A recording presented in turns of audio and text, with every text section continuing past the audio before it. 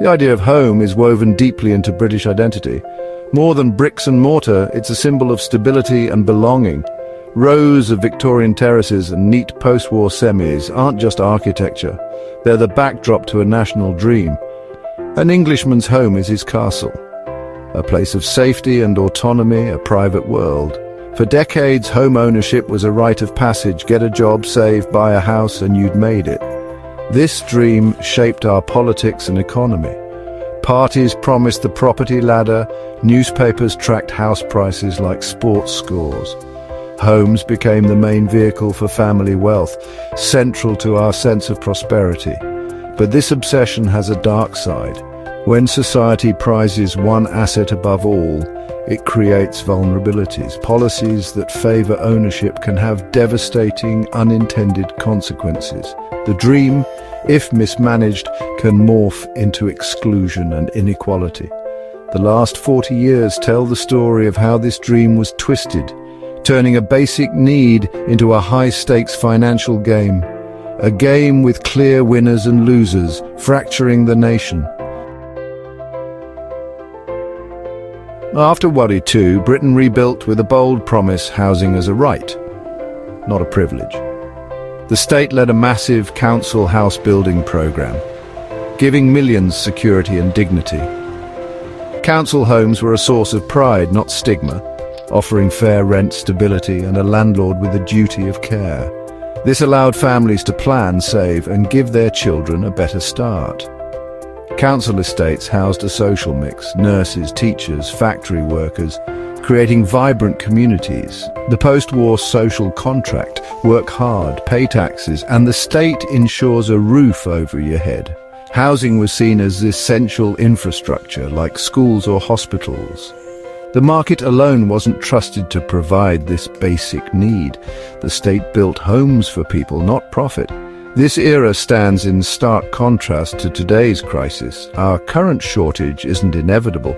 It's the result of abandoning a system that once offered security to all. We've moved far from a time when a decent home was a public good. The 1980s brought a seismic shift. Thatcher's right to buy let millions buy their council homes at a discount. It was wildly popular, turning tenants into homeowners and spreading wealth, at least at first glance. But the homes sold weren't replaced. Councils were blocked from building new ones. The social housing stock shrank rapidly, eroding a safety net built over decades.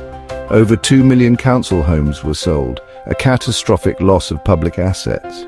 Social housing became a last resort, concentrating poverty and stigma. The policy, meant to create a property-owning democracy, instead pulled up the ladder for future generations. The dream of ownership for all became a system with clear winners, and many more left behind. The unintended consequence: a fractured housing system with fewer options for those in need. The very foundation of security for millions was sold off, one home at a time. The legacy of right to buy still shapes Britain's housing divide today. The sale of council homes created a vacuum quickly filled by private landlords and investors. Many right-to-buy homes were soon resold, not to families but to those seeking profit. The private rental sector exploded, replacing security with short-term tenancies and rising rents. Buy-to-let mortgages made property investment easy, fueling house price inflation and locking out first-time buyers. Generation rent emerged, millions trapped in expensive, insecure rentals, while wealth flowed to landlords. The social safety net was replaced by a market system that often delivered the opposite of stability. Deregulation in the 1980s unleashed a flood of easy credit. Banks offered ever larger mortgages, fueling a house price boom. The link between wages and house prices broke. Homes became speculative assets, not just places to live. As prices soared, the belief that house prices only go up took hold, driving more borrowing and risk. The 2008 crash briefly checked the system, but cheap credit soon returned, propping up prices. Today, affordability is stretched to breaking point. Prices are set by what banks will lend, not what people earn. The home's value is now detached from its utility, tied instead to the flow of credit.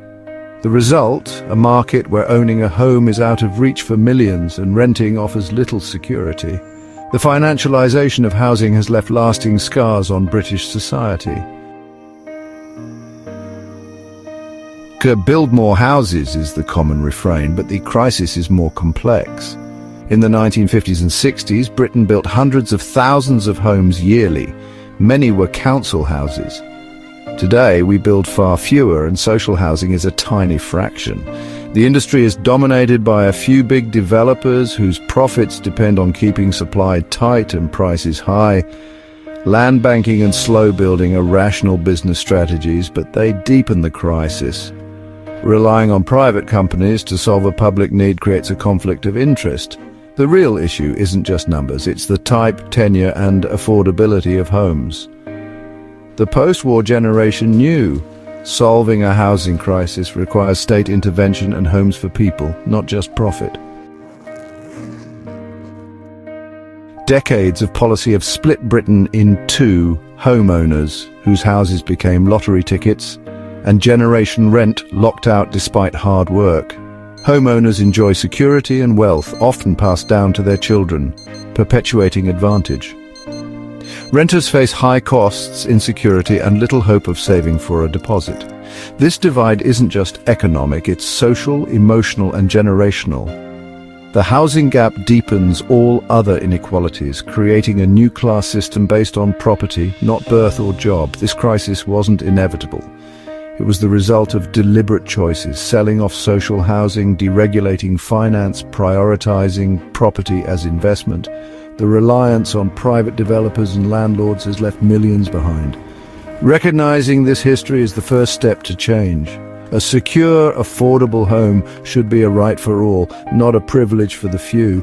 The story of Britain's housing is one of choices, and the power to choose differently remains. The future depends on it.